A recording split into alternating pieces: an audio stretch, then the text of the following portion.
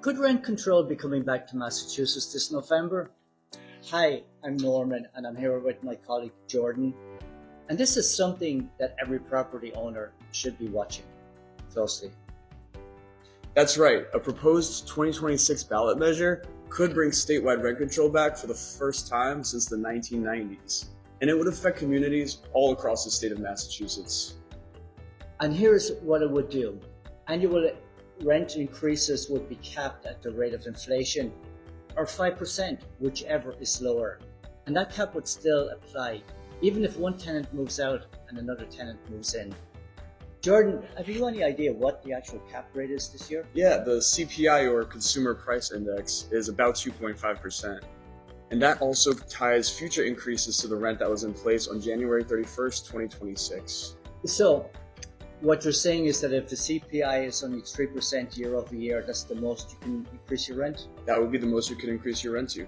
So just to be clear, if a landlord's rent was say $2,500 in January this year, does that mean that he can't increase his rent to say $3,000 if a new tenant moves in? That's right. They would not be able to increase that rent to $3,000. A landlord can only increase the rent by 5% or the CPI of the rent he was getting from the tenant this past January 2026. You might ask what happens if he does just increase it to a rent that's higher. Well, this proposal says that if a landlord just ignores that cap, raises the rent above the legal limit, it will be treated as a consumer protection violation. And that means that the tenant could sue the landlord, the attorney general could step in, and the landlord could end up paying back the overcharge. You could pay legal fees, penalties, and possibly double or triple damages under Chapter 93A. Wow. So are there any exceptions to this rule? There's exceptions, yeah. The main exemptions include owner-occupied buildings with fewer than 4 units and newer construction for the first 10 years.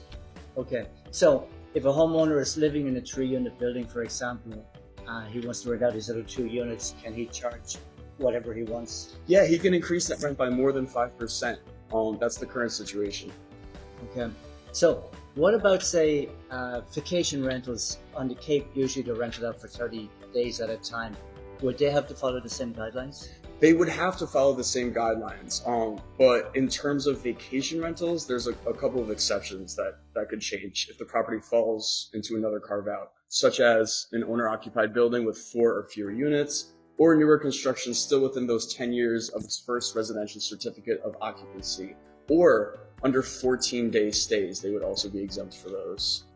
So Jordan, is this definitely going to happen in 2026? Well, it's definitely on track for the November 2026 ballot. But remember, it's also being challenged in court, so we should really be watching how the final wording and how the final ballot status actually shake out.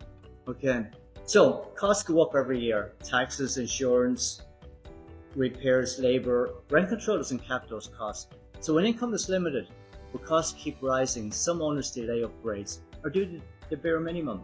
And that's how you end up with more rundown housing. That's right, and supporters of this bill say it will protect renters, but opponents say it could discourage investment, reduce housing production, and put even more pressure on property values and local budgets. And there you have it.